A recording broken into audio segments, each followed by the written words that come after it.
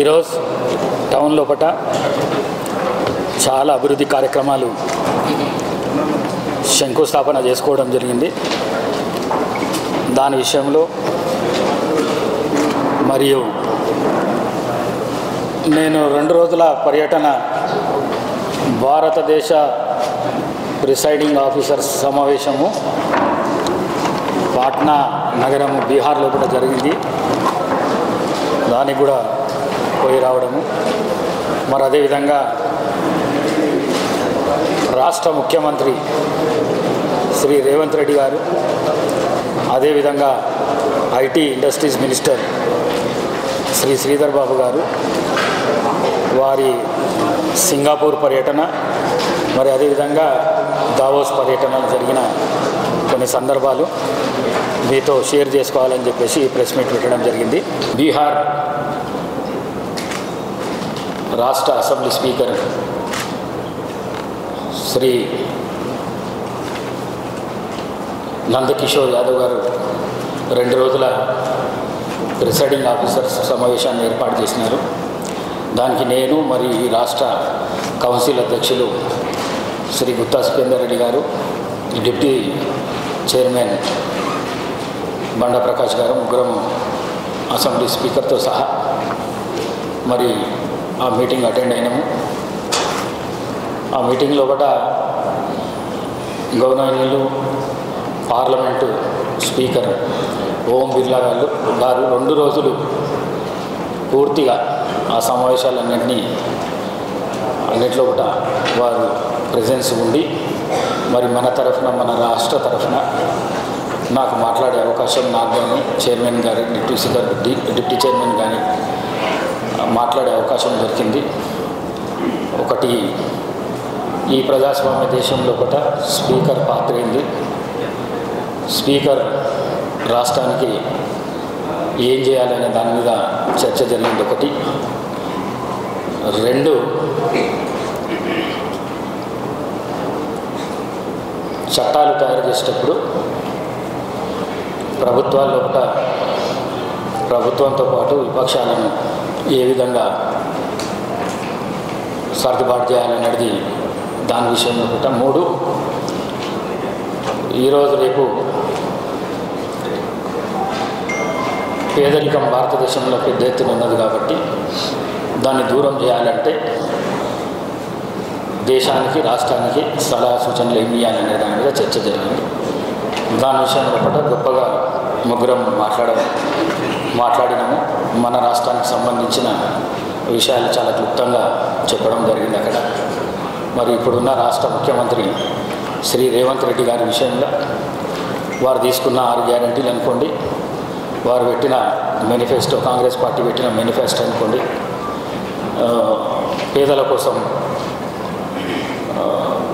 పనిచేస్తున్న ప్రభుత్వం, పేదల కోసం పనిచేస్తున్న ముఖ్యమంత్రి అని అన్ని రాష్ట్రాల స్పీకర్లకు తెలిసే విధంగా మన రాష్ట్రంలో ఉన్న స్థితిగతులన్నింటినీ తెలపడం జరిగింది. అట్లనే మొన్న ఈ మధ్యలో వారం కిందట మన రాష్ట్ర ముఖ్యమంత్రి శ్రీ రేవంత్ రెడ్డి గారు, మరి మన రాష్ట్ర ఐటీ శాఖ మంత్రి, ఇండస్ట్రీ మినిస్టర్ శ్రీ శ్రీధర్ బాబు గారు స్విట్జర్లాండ్ మరి దావోస్ పర్యటన చేసి కని విని ఎరగని రీతిలో వాళ్ళు ఎంఓయూలు చేయడం కానీ, ఫండ్స్ మొబిలైజేషన్ చేయడం కానీ పెద్ద ఎత్తున మన రాష్ట్రానికి 1,78,000 కోట్ల రూపాయలు తీసుకురావడం జరిగింది. ఇది చాలా పెద్ద విషయం. మరి అదేవిధంగా మన వికారాబాద్ ప్రాంతానికి వచ్చి దావోస్ లోపల మెగా ప్రైవేట్ లిమిటెడ్ వాళ్ళు ఎవరైతే ఉన్నారో వాళ్ళు అనంతగిరి హిల్స్ను 1000 కోట్లతోని దాన్ని అభివృద్ధి చేస్తామని చెప్పేసి ఎంఓయూ కూడా చేసుకోవడం జరిగింది. ఇది మన వికారాబాద్ ప్రాంతానికి చాలా పెద్ద పెట్టుబడులు ఇవి. మరి అదేవిధంగా ఈరోజు ఏదైతే మన పట్టణం లోపల 6 ప్లేసెస్ లోపల మనము ఫౌండేషన్ స్టోన్స్ వేసుకోవడం జరిగింది. మరి దాంట్లో దగ్గర దగ్గర 80 కోట్ల రూపాయలు ఇవాళ ఫౌండేషన్ స్టోన్స్ వేసుకోవడం జరిగింది. ఇది ప్రతిపక్షాలు విమర్శించే పని కూడా పెట్టుకుంటారు. ముందే వాళ్ళకి చెప్పేది ఏంటంటే, మీరు ప్రభుత్వంలో ఉన్నప్పుడు రాళ్ళు వేసినారు, పేపర్ ఇచ్చినారు, కానీ డబ్బులు ఇవ్వలే. మరి ఈ రాష్ట్రంలో రేవంత్ రెడ్డి గారి ప్రభుత్వం వచ్చిన తర్వాత, నేను స్పీకర్ అయిన తర్వాత ఏ రాళ్ళు అయితే పేపర్లు అయితే మీరు ఇచ్చిపోయినారో వాటికి అన్నిటికీ పైసల రూపంలో మార్చి ఇవాళ 80 కోట్ల రూపాయలు వికారాబాద్ పట్టణానికి తీసుకురావడం జరిగింది.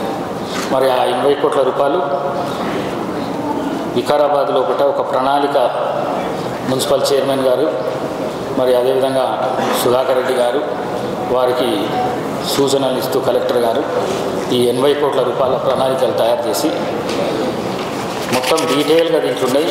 దీని జోలికి పోకుండా నేను ఒక కాపీ మీకు అందజేస్తా. వాళ్ళ ఏ ప్రపోజల్స్ తీసుకోవడము, ఎంతెంత బడ్జెట్ పెట్టడము అనేది దీనిలో కూడా మొత్తం ఉన్నది. అది చదివితే చాలా టైం పడుతుంది కాబట్టి మరి అట్లనే నేను రాజకీయాల్లో అసలు మాట్లాడొద్దు, నేనున్న స్థానంలో ఒకట. కానీ అప్పుడప్పుడు కొద్దిగా మాట్లాడవలసిన అవసరం కూడా వస్తున్నది. ఎందుకంటే ఇక్కడ ఎవరైతే ఓడిపోయి ఉన్నాడో పాపం డాక్టర్ మెతుకు ఆనంద్ గారు, మొన్న నేను ఒక ప్రెస్ మీట్ చూసినాను. వారు డైరెక్ట్గా రేవంత్ రెడ్డిని, రాష్ట్ర ముఖ్యమంత్రిని విమర్శిస్తున్నారు. నేను ఒకటే సూచన చేయదలుచుకున్న వారికి, విమర్శించేటప్పుడు మన స్థాయి ఏంది, మనం ఏడున్నాము, మన విమర్శ ఏడదాకా ఉండాలి అనేది చూసుకొని విమర్శించాలి. ఎందుకంటే నేను మాజీ మంత్రి ఉండి కూడా నేను ఎప్పుడు కేసీఆర్ని కానీ లేకుంటే నరేంద్ర మోడీని కానీ వాళ్ళని విమర్శించే స్థాయి నాది కాదని నేను ఎప్పుడు విమర్శించలేదు. నేను ఎప్పుడు విమర్శించినా లోకల్ వికారాబాద్కు సంబంధించిన దాని మీదే విమర్శిస్తుంటాను. మరి ఆ విధంగా రేవంత్ రెడ్డిని విమర్శించడం నాకు చాలా బాధ కలిగించింది. వారు చదువుకున్న వ్యక్తి అని పదే అందరికీ చెప్తుంటాడు. మరి నా సూచన వారు పాటించాలి. ఎప్పుడు విమర్శ చేసినా, ఎప్పుడు సద్విమర్శ చేసినా, మంచి పనులు చేసినప్పుడు సద్విమర్శ చేయాలి.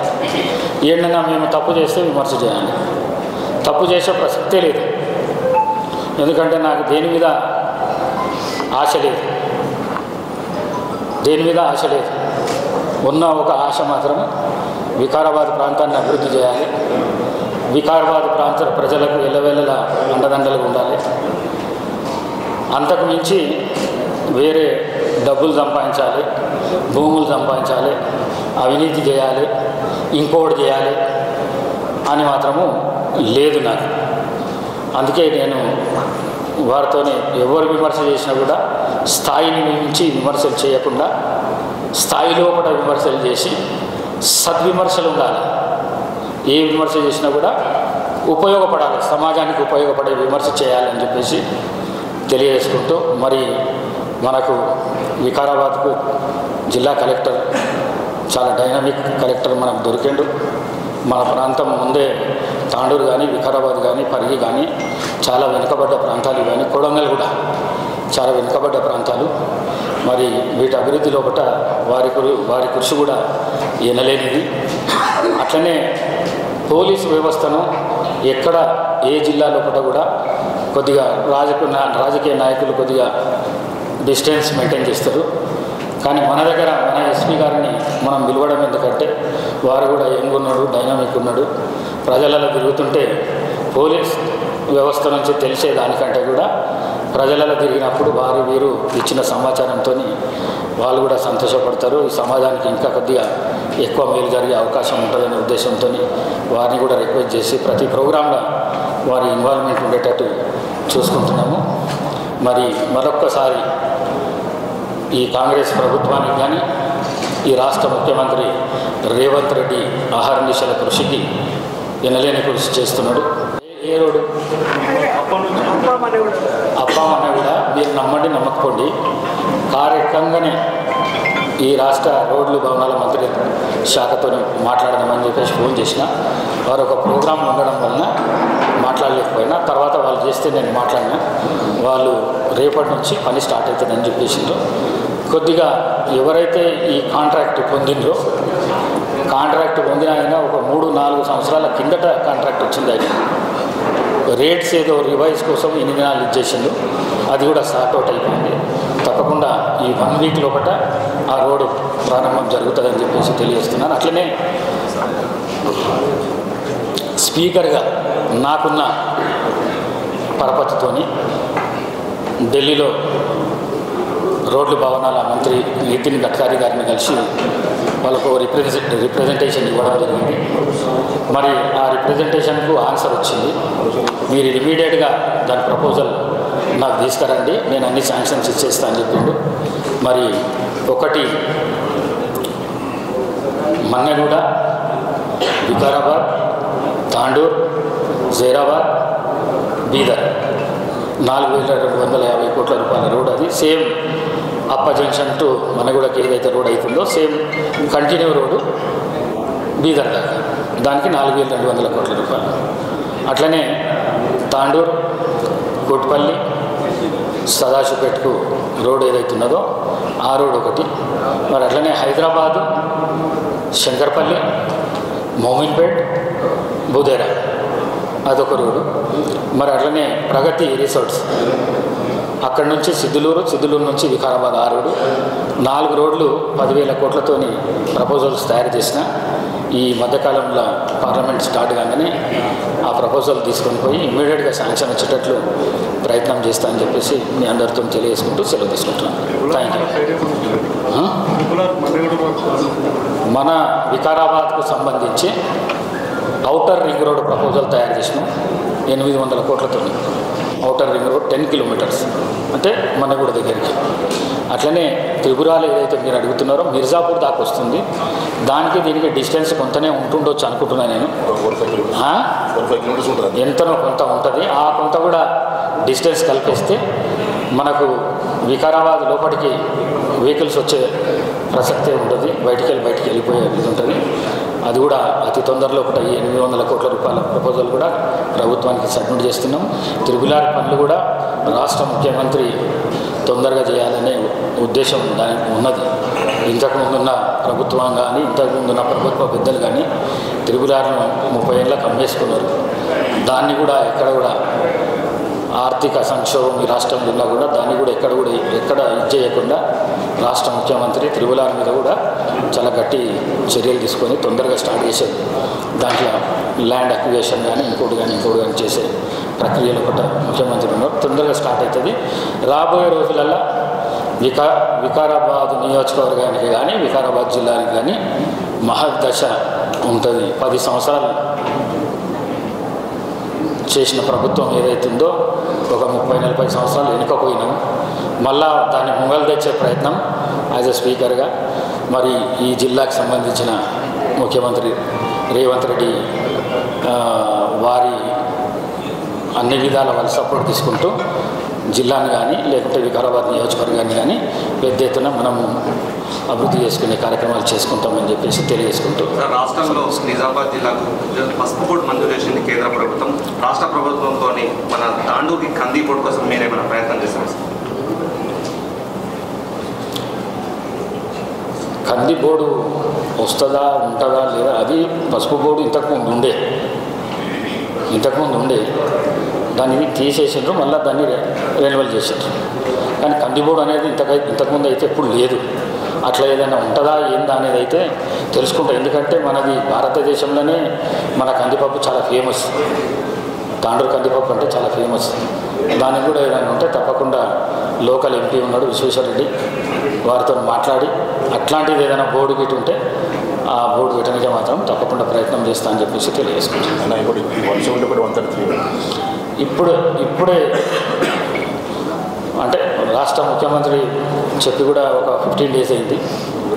ఒకటి Kodangal, Parigi, Naskal, Vikarabad 173, 174 course road already tender అయ్యింది. రెండవది బొమరాజ్పేట, నాగారం, మోహన్ కళ్యాణ్, గోధుమగూడ, వికారాబాద్ 135 కోట్లతోని అది కూడా ఇప్పుడు టెండర్ అయిపోయింది. ఈ 2 రోడ్లు కూడా టెండర్లు అయిపోయి పని స్టార్ట్ అయిపోతుంది. అతి తొందరలో పని స్టార్ట్ అయిపోతుంది. రోడ్ల సమస్య మీకు తెలియంది కాదు, మీకేం కొత్త కాదు, మీకు తెలియంది కాదు.